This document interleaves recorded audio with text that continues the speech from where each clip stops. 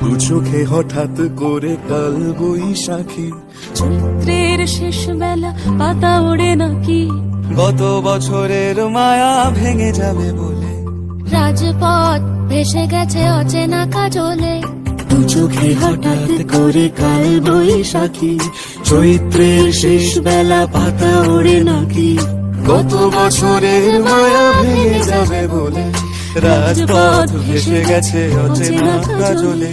তুমিও অঝরে তাকে শুধু ভালোবেসো। এসো হে বৈশাখ এসো, এসো, এসো হে বৈশাখ এসো, এসো।